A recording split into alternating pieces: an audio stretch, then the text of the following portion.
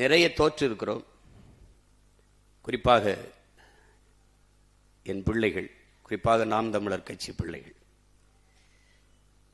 ஆனால் உலக வரலாற்றில் இவ்வளவு தோல்விகளை சந்தித்த ஒரு அரசியல் இயக்கம் இருக்காது, இனியும் இருக்க போறதும் இல்லை, இருந்ததும் இல்லை. ஆனால் அந்த இயக்கம் கலைந்து போய்விடும், காணாமல் போய்விடும், சிதைந்து போய்விடும். ஒற்றை தோல்விக்கே ஓடி நொறுங்கி போனது கட்சிகள், பல கட்சிகள். இத்தனை முறை தோற்றும் சற்றும் தளராத அப்படியே அதே உறுதியோடு ஒரு கட்சி இருக்கிறது என்றால் அதே புத்தெழுச்சியோடு எத்தனை இடைத்தேர்தல் வந்தாலும் அத்தனையும் எமக்கான களமாக கருதி மறுபடியும் மறுபடியும் களத்திலே பாய். ஏனென்றால் இது எலி வேட்டையாடுகிற பூனை அல்ல, இது பகையை வீழ்த்த வந்த புலி என்பதை தமிழ் பேரிட மக்கள் புரிஞ்சுக்கணும்.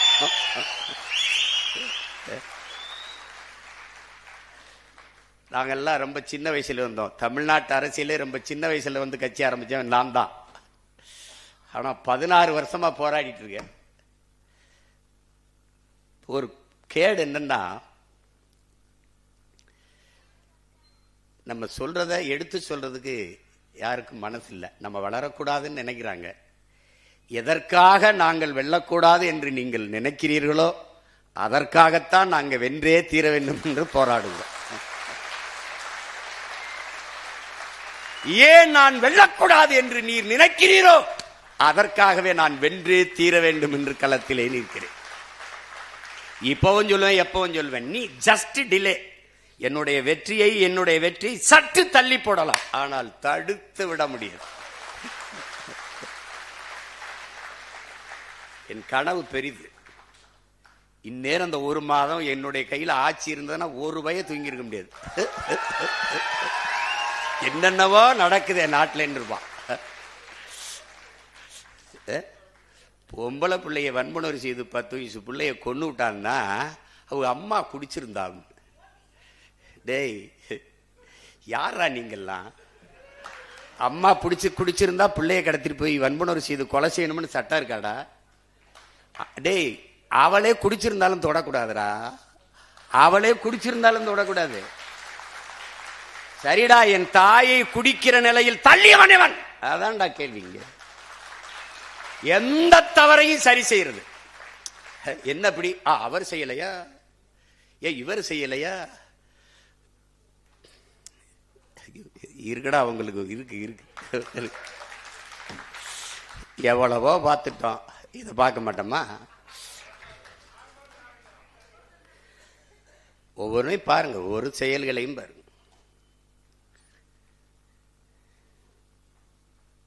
ஒருத்தர், நான் என்ன கேட்கிறேன் இந்த காங்கிரஸ் பெருமக்கள்கிட்ட, நீங்க எல்லாம் சோத்துல உப்பு போட்டு சாப்பிடுறீங்களா?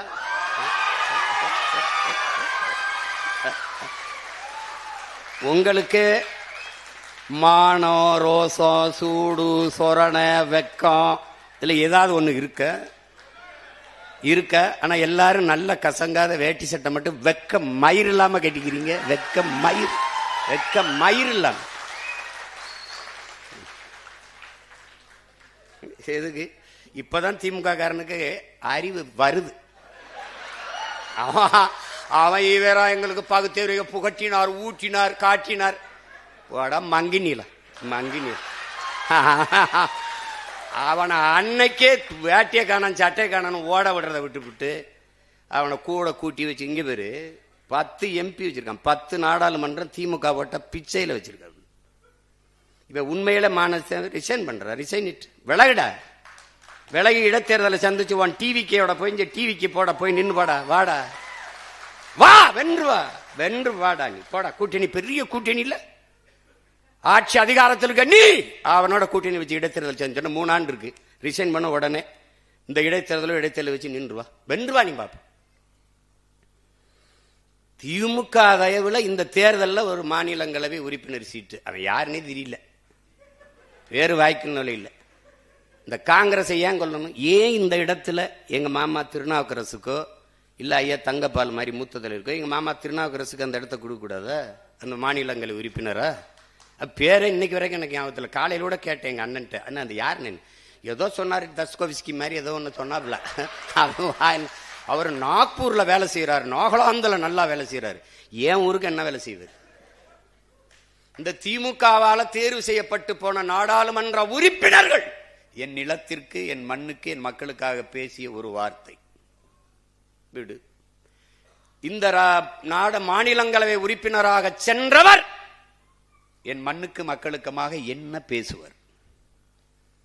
இப்போது இந்த டிவிகே ஆட்சி இவர்களால் தேர்வு செய்யப்பட்டு இன்னைக்கு போயிருக்காரு ஒருவர் மாநிலங்களவை உறுப்பினர். இவர் மீதி இருக்கிற 2 ஆண்டுகளில் என்ன பேசுவார்?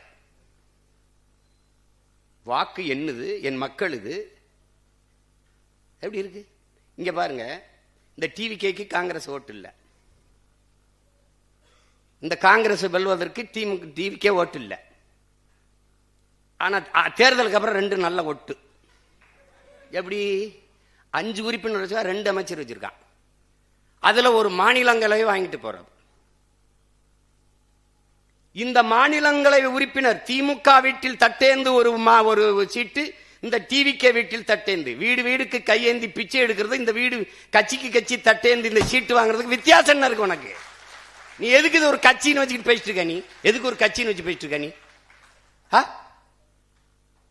இது ஒரு கட்சி.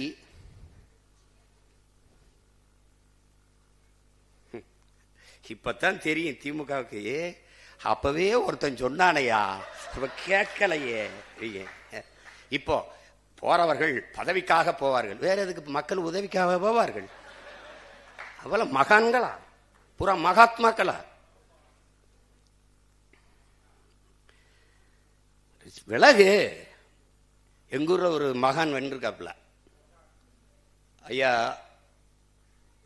ராஜீவ் காந்தியுடைய சொந்த சின்னத்தா மகன், அருமைச்சவர் ராகுல் காந்திக்கு very close relation, Manik Tagore அவர் பேரு. அவரு தம்பி உதயநிதி கிட்ட கேள்வி கேட்கிறாப்ல, தமிழக முதலமைச்சர் மேகதாது அணைக்காக மோடி அவர்கள் பிரதமர் மோடிக்கு கடிதம் எழுதியிருக்கிறார், நீங்கள் ஏன் சைலண்ட் மோடுக்கு போனீர்கள்? இப்ப இது உதயநிதி நாடு ஒண்ணு மட்டும் இல்ல, இது ஏன் நாடு, இது என் உரிமை. மேகதாதில் அணை கட்டியே தீர்வேன் என்று சொல்பவன் எவன்? அவன் யாரு? காங்கிரஸா இல்ல வேற கட்சியா? அவன் யாரு? இவங்கள மாதிரி ஒரு கேடு கட்டம் இருந்த சிவகுமார் முதலமைச்சர் இருக்கார். அவரு ஓ விஜய் வெரி இம்மெச்சூர்டு பாலிட்டிஷியன். அவன் சொல்லியிருக்கான் இம்மெச்சூர்டு பாலிட்டிஷியன். அவர் சொல்றார் இம்மெச்சூர்டு பாலிட்டிஷியன், அது தமிழ்நாடு டிஎன்சி, அதை தமிழ்நாடு காங்கிரஸ் அவரோட கூட்டணி வைக்கும், அகில இந்திய காங்கிரஸ் திமுகவோட தான் இருக்கும்னு. என்னடா கட்சி இது? என்னடா கட்சி? அவர் ஒண்ணு பேசியிருக்காருல்ல, பேசிட்டு போறாப்ல. தங்கச்சி சோதிமணி ஒரு கட்சி வச்சிருக்கு, இவங்க ஒரு கட்சி வச்சிருக்காங்க, எங்க ஐயா சிதம்பரமா ஒரு மகன் ஒரு கட்சி வச்சிருக்காங்க. இப்ப நான் என்ன சொல்றேன், ஐயா மாணிக் தாகூர் அவர்கிட்ட, என் அருமை சகோதரன்ட்ட, என் உடன் பிறந்தார்ட்ட கேட்கிறேன், உங்களுடைய தன்மானத்தை, உங்களுடைய கட்சியின் மீது இருக்கிற பற்றை நான் மதிக்கிறேன். ஆனால் நீங்க திமுக வாக்குல தான் வென்றிருக்கிறீங்க. நீங்க ஒரு 2000 வாக்கு வித்தியாசத்துல தம்பி விஜய் பிரபாகரனை வீழ்த்திருக்கீங்க. அதெல்லாம் நான் வெற்றியாவே கருதல, போனா போதுன்னு விட்டாங்க. இப்ப நீங்க இந்த பதவி விலகுங்க, விலகிட்டு திமுகவை கடுமையா சாடுங்க, டிவிகே கூட்டணியில வந்து நில்லுங்க, போட்டி விட்டு வெல்லுங்க, என்ன வேணாலும் பேசுங்க. என் வீட்டு சோத்தை தின்னுட்டு உடம்ப வளர்த்துக்கிட்டு என்னை எதிர்த்து பேசுறதெல்லாம் எவ்வளவு அநாகரியம். நீ திமுக காரன் ஓட்டுல வென்றுட்டு பூத்து வாக்கக முகவர் போட வக்கு இருக்கா உனக்கு? ஒரு தொகுதியில தனியா நின்று எந்த இடத்துல கட்டுத்தொகை வாங்குவியா? வாங்குவியா நீ? நான் தோத்தாலும் 4 விழுக்காடு வச்சிருக்கேன், நீ வென்றா கூட வராத அவ்வளவு. என்ன உனக்கு? அது ஒரு கட்சி. இவர் வாயை திறந்தா மன்னராட்சி வாரிசு அரசியல். மன்னராட்சி வாரிசு அரசியல் ஆர்ஜின் இருக்குல்ல, தோற்றுவாயிருக்குல்ல, மூலம் இருக்குல்ல, அவர் உன் பக்கத்துல தான் இருக்காப்ல. யாரு? நம்ம ஐயா ராகுல் காந்தி. ராகுல் காந்தி இருக்காரு, அவர் என்ன புதிதா ஏழை எளிய மகன் கட்சி ஆரம்பிச்சிருக்காப்லையா? எவ்வளவு வசதியா பாருங்க. இது மன்னராட்சி, ஆம், இது வாரிசு அரசியல் சரிதான். ஆனால் இந்த வாரிசு அரசியலின் முன்னோடி மூலம் காங்கிரஸ். காங்கிரஸ் தேர்தல் முடியும் முதல் நாள் ஓட்டு போறதுக்கு முதல் நாள் பேசுறாப்ல, தேர்தலுக்கு பிறகு ஸ்டாலின் அவர்கள் போய் மோடி அமித்ஷா காலிலே விழுவார் அப்படின்னு. 2 வாரத்தில் இவர் போய் விழுகிறாப்ல.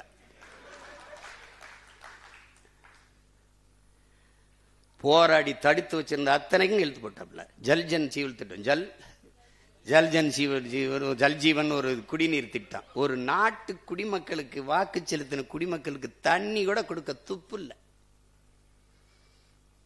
பொலிவியால பெக்டல்னு ஒரு நிறுவனம்,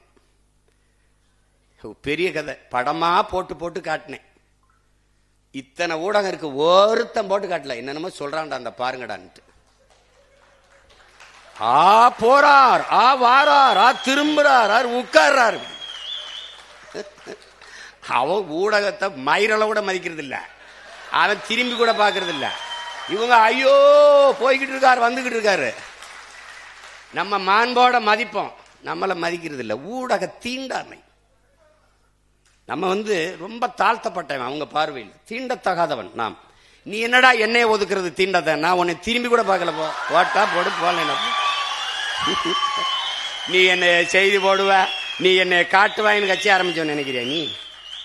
நீங்க எல்லாம் பேசி என்னை வளர்ப்பீங்கன்னு கட்சி ஆரம்பிக்க நினைக்கிறேன். நான் செய்ய வந்தது தேர்தல் அரசியல், கட்சி அரசியல் அல்ல, மக்கள் அரசியல். நான் செய்ய வந்தது செய்தி அரசியல், விளம்பர அரசியல் அல்ல, சேவை அரசியல், செயல் அரசியல். நெருப்பு சொல்றான் அவன், நெருப்பு சுடும், நெருப்பு சுடும், நெருப்பு சுடும். ஓராண்டு படம் நடத்தலாலும் பயனில்லை. தொடுன்னு சொல்லு, தொடுவான். அதுக்கப்புறம் நீர் அவன் சொல்லுவான், நெருப்பு சுடும், நெருப்பு சுடும், நெருப்பு சுடும். இப்ப சொன்னேன், அவன் கேட்கல, தொட்டான். இப்ப பேசுவான் 6 மாசம் கழிச்சு, நெருப்பு சுடும், நெருப்பு சுடும், நெருப்பு சுடும். நீ பாரு, ஒரே ஒரு தடவை திருச்சியில ஒரு வாரத்தில் போராட்டம், செவிலியர்லாம் சிமான்னா வான்னு கீழே ஒருத்தன் போடுறான், வருவார் உனக்கு வா, கீழே போடுறான், உனக்கு வருவாரு. அண்ணே அண்ணே, இவங்க கண்ணீரை பார்த்து நீ போய் நின்றாத, தயவு செய்து பேசாம நிம்மதியா வீட்டில் இரு. அப்படி ஐ எம் வெரி சாரி, நான் வரல, நான் கோவிச்சுக்கிட்டேன். என்னங்கடா உங்க பிரச்சனை, பாடா. அவர் அதை சொல்றாரு, அவர் ஆகாத சொல்றாரு. கப்பர் டே, சீனால ஒரு முதலாளி என்கிட்ட 3000 ஆடு இருக்கு, மேய்க்க வரவனுக்கு 1 லட்சம் சம்பளம்ட்டான். பலாயிரக்கணக்கான பேர் போய் நிற்கிறான், படிச்சவன் போறான். இல்ல தந்தி டிவின்னு ஒன்று இருக்குல்ல, முந்திக்கிட்டு செய்தி சொல்ற ஒரு டிவி, உண்மையும் நேர்மையும் தவிர எதையும் சொல்லாதது, அப்படி ஒரு தொலைக்காட்சி அது. அந்த தொலைக்காட்சி தேநீர் நேரம், டீ டைம் அப்படின்னு வச்சிருக்கு. அதுல பேசுது, சீனாவிலே ஆடு மேய்க்கவருக்கு 1 லட்சம். சீனா சொன்னா ரசிக்கு, அதே சீமான் சொன்னா சிரிக்கு. இவங்களுக்கு நோய்டா, இவங்களுக்கு நோய். பிரதமர் எந்த ஊருக்கு போனாலும் தற்சார்பு பொருளாதாரம், தற்சார்பு பொருளாதாரம், தற்சார்பு பொருளாதாரம், மூவ் ஃபார்வர்டு ஆர்கானிக் ஃபார்மிங். டே, இத்தனை ஊடகம் இருக்குடா இந்தியா முழுக்க, ஒருத்த மூவ் ஃபார்வர்டு ஆர்கானிக் ஃபார்மிங்கிறார ஒருத்த எடுத்து விவாதிச்சிருக்கானா? இல்ல இல்ல. அவன் அங்க போறான், இங்க போறான், ஆரம்பிக்கிறார், குச்சியை உண்டிட்டார், கட்சி ஆரம்பிச்சிட்டார், இந்த நின்ட்டார், அந்த போயிட்டார். இது ஒரு கூட்டம்டாது. ஏன் அதை பேச பிரதமர் எதுக்கு இங்க தற்சார்பு பேசுறாப்புல? இந்த ஆர்கானிக் ஃபார்மிங்க்கு போகணும். அம்பானி இயற்கை எரிகாற்றுக்கு போறேன். ஏன் இயற்கை எரிகாற்றுக்கு போறேன்? இயற்கை எரிகாற்று எங்கிருந்து எடுப்பார்? கேளு, ஒரு விவாதத்துல கேளு கேளு. ஏன்னா இங்க எரிகாற்றுக்கு கச்சா பொருள், மூலப்பொருள் பிரச்சனை இருக்கு, வார் வருது. இப்ப தற்சார்புக்கு வரணும். அம்பானி சொல்றாப்புலே, சொல்றாருல்ல, நான் இயற்கை எரிகாற்றுக்கு போறேன். அதை நாங்கள் தமிழில் உயிர் வழிங்கிறோம், நீங்கள் பயோகேஸுங்கிறீங்க, நாங்கள் உயிர் வழிங்கிறோம். இயற்கை எரிகாற்று எங்கிருந்து எடுப்ப? எங்கிருந்து எடுப்ப? என் மாட்டு சாணி தாண்டா வந்து நக்கனு, நீ என் மாட்டு சாணி தான் வரும். அதை நான் சொன்னா வலிக்குது, நான் சொன்னா வலிக்குது. சரி, இந்திய அரசு கழுத வழக்கு 50 லட்சம் மானியம் கொடுக்குது, அதை ஒரு தடவை போடு. உனக்கு நோய்டா. என்னை எப்படா என்னை காலி வேணா? மயிருங்கிறது கெட்ட வார்த்தைன்னு கற்பிச்ச வர, அப்பவே மயிர் உன்னை வளர்ந்துருக்கணும்டா. நான் தலையில் இழிந்த மயிரினைய மாந்தர் நிலையில் இழிந்த கடைங்குது, மயிர் நிப்பின் உயிர் வாழா கவரிமா அன்னார் உயிர் நிப்பர் மானம் வரிங்குது என்னுடைய வேதம் பாடுதுடா. மயிர் அவளை கெட்ட பார்த்தீங்கன்னா நம்ம மயத்துக்கு தலையில் வச்சு சிரைச்சிட்டு போ. கொட்டுனா போண்டிதானே, என்ன மயத்துக்கு விற்க மாட்டா, போய் நடுற 3 லட்சம் 4 லட்சம் செலவழிச்சிட்டு உயிரை கொடுத்த சாமிக்கு இதை வளர்த்து சடசடையா சிறைக்கிறியா? அப்ப மயிரளவுக்கு தான் அவரை மதிக்கிறியா? அவனுக்கு காணிக்கையா மடியும் மயிரை கொடுக்குறீன்னா அது புனிதமானதா கெட்டதா? என்னடா கற்பிச்ச நீ? எனக்கு என்னடா கற்பிச்ச? மயிறு கெட்டது. அப்ப மயிரை வெட்டி அழகுபடுத்துகிற அவன் தாழ்த்தப்பட்டவனுக்கு நீ கற்பிச்ச. நீ உன்னைய தொலைக்காம போக மாட்டேன்.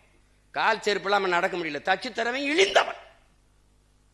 நீ இப்படி நோயாக்குனாடா. இன்னையே படிப்பொருள் படிப்பொருள் விடு. ஆடு மாடு வாழை மேய்க்க தலாய்க்கு, பன்னி மேய்க்க தலாய்க்கு, கழுத மேய்க்க தலாய்க்கு, படப்பைத்தியக்கார. என் தம்பி லியோடா மரபு வழி வீடு கட்டுறவன்டா. காரைக்குடியில் எங்க ஊருக்கு செட்டிநாடு வீடு மாதிரி என் தம்பி லியோ. தருமபுரியில் ஒருத்தர் வீடு கட்டுறான்டா, படையாச்சிடா. 2 கோடிக்கு கட்டுறான்டா வீடு. இந்த வீடு அப்படி பங்களா மாதிரி கட்டுறான்டா, மரபு வழி மாறாம. அப்படி ஒரு சாந்து, ஒரு சொட்டு சாந்து இல்லடா. செங்கல் சுண்ணம்ப வச்சு கட்டுறான்டா. குளிரூட்டி தேவையில்ல, மின் விஷயம் தேவைடா. குழு குழு குழுன்னு இருக்கும்டா. கட்டுறான்டா என் தம்பி, என் சொந்த தம்பி கட்டுறான்டா. என் கட்சியில் இருக்க பிள்ளை அவன் சொல்றான், வீடை பார்த்து, தம்பி இன்னும் எத்தனை கோடி வேணா, 2 கோடிக்குள்ள முடியும், இன்னும் எத்தனை கோடி வேணாலும் செலவழிப்போம், நீ பண்ணு. ஐயா என்னையா வருமானம்? நான் பண்ண வச்சிருக்கேன்யா, பண்ண வச்சிருக்கேன். ஏய் நான் சத்தியம் பேசுறேன்டா, எங்க அப்பா மேல ஆனையா, உண்மையை சொல்றேன். இந்த ஒரு அலைபேச்சியில் இருக்கு. என்ன இந்த தஞ்சாவூர் தான் பேட்டப்பா சொல்லுவான், கட்டிக்கிட்டு இருக்கான் தருமபுரியில். பண்ணி வைக்கிறேன், 10 குட்டி வாங்கி விட்டையா, 6 கோடி வரும். அது எனக்கு 6 கோடிக்கு பண்ணி இருக்கு, நீ கட்டியான்னு இருக்காப்ல. படையாச்சி பண்ணி வளர்த்து சம்பாரிச்சுக்காண்டா. பைத்தியக்கார பயல. எங்க பொருளாதாரம் இருக்குன்னு தெரியாது. கிறுக்கா. அரசா மருத்துவமனைக்கு வெளியில் வரும்போது கழுதப்பால் ஒரு இது 1000 ரூபாய்டா. ஒரு என்னது அது சொல்றது, ஒரு சங்க 1000 ரூபாய்டா. மருந்துடா. கழுத மேய்க்க தலாய்க்கு, ஆடு மாடு மேய்க்க தலாய்க்கு. டேய் நீங்கெல்லாம் அறிவு இருக்கிறவங்களாடா. வேளாண் துறைக்கு ஒரு அமைச்சர் போட்டிருக்க, என்ன புடுங்கிறதுக்குடா போட்ட? எதுக்குடா போட்ட? அவன் அரசு அமைச்சர், அவருக்கு ஒரு கான்வாய், அவருக்கு ஒரு வீடு, அவருக்கு ஒரு பெரிய இது. அவர் அரசு அமைச்சர். கால்நடைத்துறைக்கு ஒரு அரசு அமைச்சர், பால்வளத்துறைக்கு ஒரு அமைச்சர். இவன் 3 பேருடைய வேலை என்னடா சொல்லு? நாங்க பின்னோக்கி இருக்கிறோம், இவருக்கு முன்னோக்கி போறாங்க. பால்வளத்துறை அமைச்சருக்கு வேலை என்ன? பால் இருக்குடா, வளம் எங்கடா? கால்நடையே இல்லை, எதுக்குடா கால்நடை துறைக்கு தந்த கர்மாந்தரத்துக்கு அமைச்சர் போட்டு கேட்டீங்க வாடா? எதுக்கு போட்ட? வேளாண் பல்கலைக்கழகம், வேளாண் கல்லூரி, வேளாண் துறைக்கு அமைச்சர். அப்ப அவனுக்கு எங்கடா வேலை கொடுப்ப? வேளாண்மை அரசு பணி ஆக்குனாதான்டா அவனுக்கு வேலை கிடைக்கும். இப்ப வேளாண் துறை அமைச்சருக்கு வேலை என்ன? கால்நடைத்துறை அமைச்சருக்கு வேலை என்ன? அதான் எப்படிப்பட்ட அறிவாளிகள்கிட்ட சிக்கிட்டேன் பத்தியில. அவன் என் தம்பி ஒருத்தர் இருக்கான், பார்த்திபன். அவன் போக்குவரத்து துறைக்கு அமைச்சராக போட்டிருக்காப்ல. அவன் அந்த ஊர் மாவட்ட ரசிகர் மன்ற தலைவர். வால்வோ பஸ் உரிமையாளர்கிட்ட போய், நீ தாண்டா ஓட்டுற, அதை வால்வோ பஸ் கவர்மெண்ட் தாண்டா ஓட்டுது. அது நீ தம்பி சாப்பிட்டு வந்திருக்க, நான் பசுவோடு இருக்கேன். அது இல்லையே அவர் சொல்றதுக்கு, இது இல்லையே பதில். அது முன்பதிவு செஞ்சவங்க எல்லாம் விட்டுட்டு இங்க காத்திருந்தவங்களை ஏத்தி விட்டேன் அப்படின்னு. எப்படி இருக்கு? பாட்டுலுக்கு 10 ரூபா, பாட்டுலுக்கு 10 ரூபா, பாட்டுலுக்கு 10 ரூபாய்ன்ட்டு அதிகாரத்துக்கு வந்தோன்னா பாட்டுலுக்கு 10 ரூபா அப்படிலாம் கிடையாது. அதெல்லாம் நிறுத்த முடியாதுங்க. ஒரே நாள் சினிமா மாதிரிலாம் முடியாது. யார் அமைச்சர்? வியாக்கியானம் இல்ல, அங்க ஊழியர்களுக்கெல்லாம் அவர்களுக்கு காசு செலவுக்கு இந்த பாட்டில் எடுத்து வைக்கிறது, அதுக்கெல்லாம் அது 10 ரூபாய்க்கு வித்தாத்தான் அப்படின்னு. இவ்வளவு தர்ம நியாயத்தை உங்காலும் சொல்லலப்பா. மதுரையில் பேசும்போது நம்முடைய மாண்புமிகு முதல்வர் ஐயா அவர்கள், இந்த மீனவர்கள் இதற்காக நீங்கள் மோடிஜி நீங்கள் கச்சத்தீவை மீட்டு கொடுத்திருந்தா அது போதும். இப்ப மீன்வளத்துறை அமைச்சர்கிட்ட, சார் இந்த கச்சத்தீவை மீட்கிறது அதிகாரி 3 தடவை நோ கமெண்ட்ஸ். அமைச்சர் அது இப்ப நம்ம பேச தேவையில்லை, நோ கமெண்ட்ஸ். ஏண்டா நோ கமெண்ட்ஸ் சொல்றதுக்காடா இவ்வளவு பேர் கிளம்பி வந்தீங்க? அவன் அந்த அமைச்சர் பெருமகன். நாங்க தூத்துக்குடிய ஒரு போர்ட் நகரமாக, துறைமுக நகரமாக, அதான் எங்க தலைவருடைய. டேய் அது துறைமுக நகரம் தான்டா அது. இப்ப நம்ம கடல்ல விழுந்து சாகிறதா இல்ல கிணத்துல விழுந்து சாகிறதா? எங்க எந்த பக்கம் போறது? எங்க பார்த்தாலும் முட்டுச்சந்து மூத்திரச்சந்தா இருக்கு. கருமம் கருமம். 436 திட்டங்களை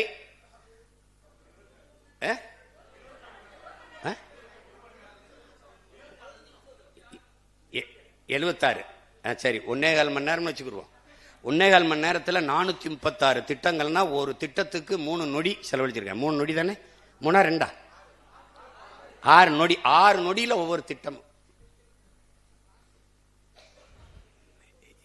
அந்த 436 திட்டங்களையும் நம்மளுடைய மாண்புமிகு அமைச்சர் ஐயா நிர்மல் குமார் அவர்கள் படிச்சுட்டாங்கன்னா, ஓ இவ்வளவு திட்டங்களை பேசியிருக்கீங்களா? நீங்களும் உங்க திட்டம் வந்த உடனே முதல் கையெழுத்து 200 அலகு மின்சாரம் இலவசம். மின்துறை அமைச்சர் 2,50,000 கோடி கடன் இருக்கு அப்படின்னு. அது எங்களுக்கு தெரியும், உங்களுக்கு தெரிஞ்சதா இல்லையா? தெரியாம தான் போட்டிட்டீங்களா? தெரிஞ்சு போட்டிடும் போது 200 யூனிட் 200 அலகு மின்சாரம் இலவசமா தரேன்னு என்ன இதுக்கு சொன்னீங்க? இதுக்கு அத்தனை கோடி பிரச்சனை இருக்கும்போது எடுத்தவன முதல் கையெழுத்து 200 யூனிட் மின்சாரம் இலவசம். இலவசம். டே மின்சாரத்துக்கு கொடுறா, அப்புறம் இலவசமா கொடுக்கறதா இல்லையான்னு யோசிப்போ. மானங்கெடுது. எம்எல்ஏவே நின்றுக்கிட்டு நான் எம்எல்ஏ வெளியூருக்கு போயிட்டாங்கிறேன் நம்பிட்டு வருது சனம். ஏன்னா சனந்தே நம்ம தான் எம்எல்ஏன்னு தெரியலடான்னு. தெரியல, முதல்வருக்கே தெரியாது எத்தனை பேர் எம்எல்ஏ, எவனுக்கு சீட்டு கொடுத்தா எந்தெந்த தொகுதின்னு தெரியாது. ஓட்டு போட்டவனுக்கும் தெரியல, சீட்டு கொடுத்து நிறுத்தினவனுக்கும் தெரியாது யார் எம்எல்ஏ. எங்க மொத்த பேரையும் அப்படி சொல்ல சொல்லு. 108 பேரையும் 107 பேர். மக்கள் விரோத ஆட்சியை மக்கள் விரோத ஆட்சியை மக்கள் விரோதம். எது மக்கள் விரோதம்? ஒருத்தர் 2 தொகுதியில நிக்கிறதாண்டா முதல் மக்கள் விரோதம். இன்னொரு ஜனநாயகத்தில் இன்னொரு கணக்கான வாய்ப்பு பறிக்கப்படுகிறது, முதல் விரோதம். இரண்டாவது, நீங்க 2 தொகுதியில் வென்று ஒரு தொகுதியை பதவி விலகிற போது வலுக்கட்டாயமாக அங்கு ஒரு இடைத்தேர்தல் திணிக்கப்படுகிறது. அந்த தேர்தலுக்கு குறைஞ்சது 10 நாள் 15 நாள் விடுமுறை விடணும். அங்க இருக்கிற அதிகாரிகள் வேலை செய்யணும், அங்க இருக்கிற பள்ளி கல்லூரி விடுமுறை விடணும், எல்லா அதிகாரிகளும் வேலை செய்யணும். அதுக்கு குறைஞ்சது 20 கோடி செலவு பண்ணணும். நீங்க விலகினதோட இல்லாம பல பேரை விலக சொல்லி வேற சேர்த்துட்டிய. ஏன்னா நீங்க தூய சக்தி இல்ல. நீங்க அது